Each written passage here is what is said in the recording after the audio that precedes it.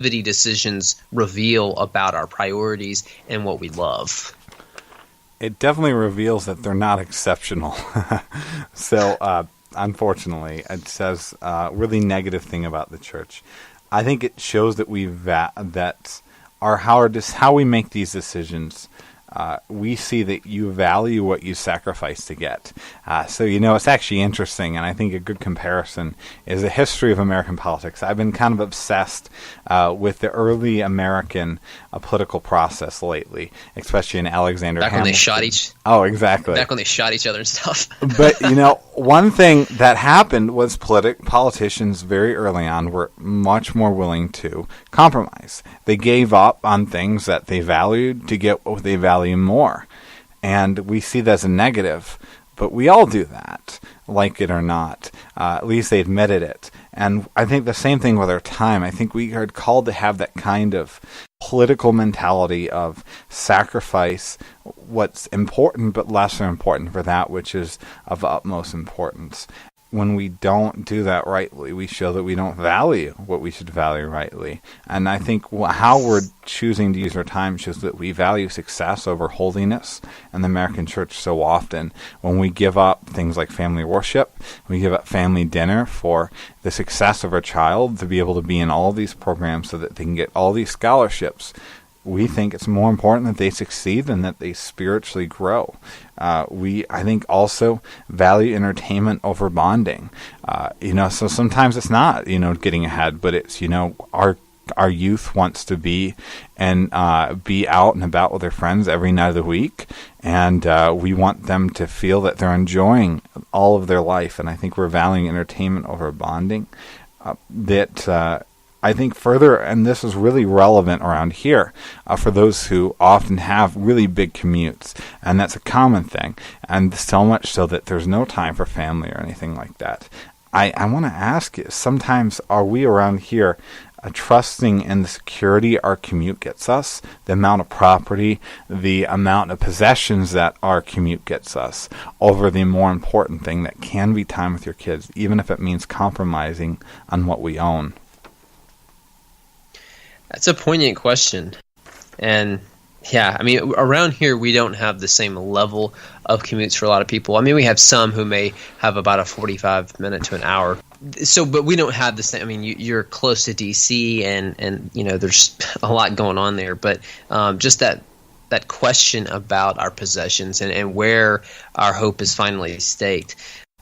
And I think, it just shows ultimately what we worship, what we think will save us, what will save our kids. I think, you posed some excellent insight into that. So many people are just, painfully aware that they are too busy. They feel it, the stress that comes from it, but they remain just as busy. Why do you think that is so? Or what have you observed to be the case in those kind of situations? Yeah. Maybe they just don't listen to Theological Family Ministry podcasts enough. I'm kidding. Problem solved. Exactly. One thing I want to say first is that sometimes busyness for a season is just a reality. So, and I think we do see that sometimes around here, and just sometimes even in a career, and it's just unavoidable. And there are times in which things, even in ministry, things can be really crazy, and you just have to endure that for a time. And there's really, these calls of rest, I think, need to understand that. But I think more often than not, I think the reason why people remain just as busy is people do want rest, but they don't want that as much as they want other things. As much as they want things like the success of their kids, as much as they want these kind of options and this kind of worldly success. And I think that they've bought into the lie that they can control their destiny by adding this or that thing to their life. I think that's a good point that you made at the beginning, that sometimes it is inevitable, and it's not always bad and sinful and wrong. There's sometimes these obligations that we have to fulfill. I think for some people, they don't know how to make the changes. I think for other people, they're not willing to make the changes, and that they, or we, put myself in there, or they're not finally convinced that they shouldn't be that busy, or that they should have to make those difficult changes. Like back to what you said about the material stuff, the property that we can own and the possessions we can have. I'm not finally convinced that I shouldn't pursue those things like I am, and so I'm just going to keep on. So what are some steps that families that want to get out of the rat race that they can take to help make some course corrections to not be quite so busy and try to value the things that are most valuable? So I want to end this site talk about a talk from Jen Wilkin. I remember Jen Wilkin had a talk at Gospel Christian Women's Conference, I believe it was, on raising alien children. It influenced a lot of what I've done, a lot of different things. And Jen Wilkin is a great resource. But she talked about one practical step to combat busyness in that message. And she said that for her family, they decided when life just got too crazy with busyness, that they told their kids that you were limited to one extracurricular per kid. And if you add an extracurricular, you got to get rid of something else.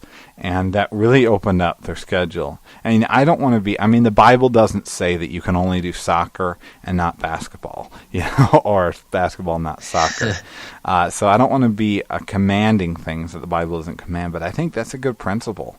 I think making decisions like that, as well as, protecting certain times. And to the family worship, we've talked about that before. So Joel Beek, he wrote Book and Family Worship, a little book.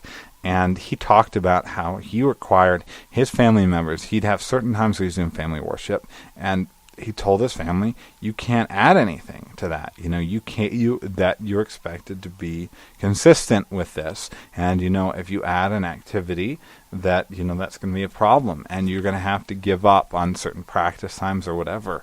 And so, he was rigid on that, not because he didn't love his kids, but because he did love his kids. And I think another way that we can do it is simply downsize your life. So, I think there are a lot of cases where families maybe don't need to be two-income families that choose to be. I'm not saying that it's wrong to be two-income. I think there are cases in which it's a wise idea. But maybe there are times in which you've created so much busyness because you've decided not to downsize your expectations, not to downsize your life, and maybe it would be wise to do that. Man, you're putting some good stuff out there, but some hard decisions that people, if they were really serious about it, some hard decisions that they would have to make. I think you pray for God's wisdom and His grace, and then you take action in faith from there, and being willing to, what you were saying, learn to say no. And I've heard Timothy Paul Jones, I think it was him, talk about this, but family worship time, something like that, but actually put it on your calendar. Even if you need a reminder, say, okay, it's such and such day. And I think he advocates people at least taking once a week. I know, there's no law on that in Scripture, but I'd say once a week's a good place to at least start. But just put that on the calendar. Oh, ding! Hey, in 30 minutes it's time for family worship, or whatever. And so just make that a standing appointment. That's a simple thing. Even if you take 5 minutes or 10 minutes, I think everybody can do that. I don't think they don't have a 5-minute margin in their week. Now, we may say we don't, but we do. And then just being honest with ourselves, asking what are our priorities, and then questions, and then look at our calendar and say, well, what does that reveal about what my priorities really are? And then, evaluate it from there. Say, are these guys' priorities or the world's priorities? And being willing to make cuts, like you said, that's hard, especially when it affects the bottom line. So how can families incorporate or reshape activities that will push them towards godliness? I think one thing that practically that we can do, and one thing that I'm convicted myself on, is I think we need to put limits on use of our phones. So I think so much of our busyness today also is busyness from the phone. And there's been some studies that show that especially the quick access to social media causes people to get really stressed out sometimes. And so I think an activity that we could do is, and that I'm going to try to do, Lord willing, is put down your phone when you get home. And I think that's one very practical way that we can do it. I think another way is, again, to set these kind of rules like I've talked about you can't, that we're not going to allow you to be in 6 different extracurriculars. We're not going to allow you to be in a certain sport if it means we miss church on Sundays.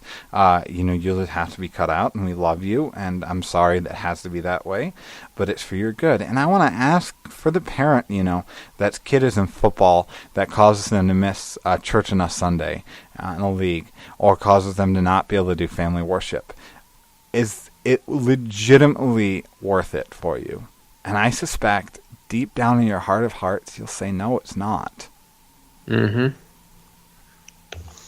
No, that's you're posing some hard questions that people have to answer. I think being willing to tell the kids no, like you said, and just to stand up, we're not going to do this.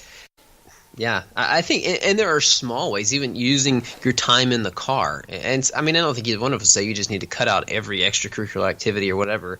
Those can be gifts from the Lord and a lot of benefit to them. But use the time that you have in the car instead of just everybody's sitting there playing on a phone. Use that time for good conversation, or even listening to things that are going to point you to the Lord. Using time while you eat, even if you don't happen to eat dinner at the family table, like if you're out at a restaurant or something like that, using some of that time and taking the opportunity from the extracurricular activities that people may be involved in to then kind of connect dots in their lives and their heart, what that revealed about their heart, and point them to the Lord. So can churches be hurtful to this when it comes to creating busyness for families? Absolutely, 100%. I've known of a church situation where they created so many children's programs that there was an implicit expectation to be a good church member that you take your kids out to the church for activities, drop them off Monday, Tuesday, Wednesday, Thursday, and sometimes Friday. And, that is disastrous, I think, of family unity, of family discipleship, and it creates more of this rat race mentality, just because we feel that we need to control their time. And I think, I'll even add, there are things that are really good. I think having Wednesday night programs are a really good thing for churches to do. I think is beneficial. I love the idea that we have youth group on a Wednesday night, and I encourage people to come out to it. But I can't expect people to, and I can't command people to, or see it as more important, or even on par as important as it is for Sunday morning. The Bible never commands you come here for youth group or that you go to Awana on Wednesday night. But it does command you go to church, and it does command you have family worship. And if you have to compromise something even as important as Wednesday night so that you can have that consistent time of discipleship in the family, you just do it. And churches can't look down upon that. That's good. There's not the Lord's Day and then the Lord's half day or midweek day. The Lord's Day B. So I don't know if we have any half Sabbatarians or whatever, but no, there can be benefit to those midweek services, and pretty much every church I've ever been a part of had something like that. I don't know if it was always for super well thought out or not, but they did serve a purpose, and the church was built up through it. And I think that churches can just overbook and then give the expectation and the impression that in order to be faithful, you got to be here. And then what we end up doing is not equipping people to do the work of the ministry when they're away from the church, which is where they spend the majority of their time, or where they ought to spend the majority of their time. And so then it just creates a lot of problems. I was reading an article recently. This guy who's seems to have some influence in ministry circles, and he was talking about the things that elements that needed to be present in a ministry to kids to make it successful. And one of the things he said was he was addressing this. Now, he went a little further and was saying that we shouldn't even put the expectation on parents that they should be there weekly. Now, I agree on a Wednesday night. Now, I think we should have the legitimate expectation that they're there on Sundays as much as possible. And I understand if you have to take a trip or something or somebody's sick, but he was just saying, we don't need to have that expectation because people are busy, and so we just sort of bow down.